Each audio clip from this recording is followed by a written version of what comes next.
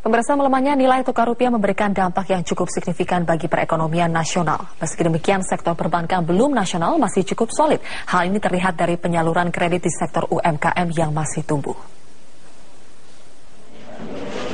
Rupiah yang terus melemah hingga di atas Rp14.000 per dolar Amerika membuat perekonomian nasional kian rapuh. Kondisi ini pun diprediksi akan menjalar ke sektor perbankan, sebab potensi kredit macet akan bertambah dan keringnya likuiditas di perbankan.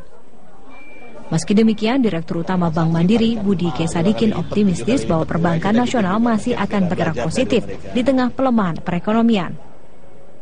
Bakir tuh ngerinya tuh ke likuiditas ya.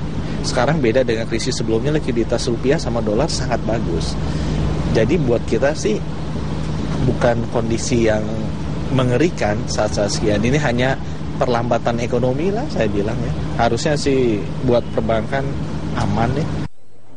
Hal senada juga disampaikan oleh Ketua Dewan Komisioner Otoritas Jasa Keuangan Mulyaman Hadad yang menekankan bahwa kondisi ekonomi nasional masih berada di kondisi yang stabil.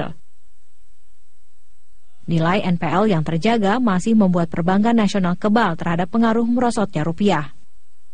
Mulyaman pun meyakini berbagai stimulus kredit UMKM saat ini menjadi angin segar bagi perekonomian dan perbankan. Sebab pertumbuhannya saat ini melampaui pertumbuhan ekonomi nasional, yakni di bawah 10%.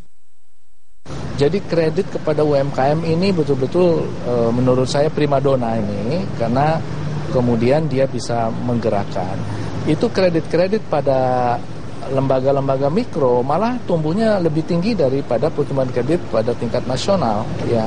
Jadi pertumbuhan kredit BPR dan lain sebagainya itu masih tinggi, dan juga pertumbuhan kredit mikro pada beberapa bank BUMN juga lebih tinggi dari kredit umum. Jadi saya pikir pada tingkat bawah masih ada kegiatan. Nah, oleh karena itu fokus kita ke UMKM menurut saya pas, jadi kita akan teruskan.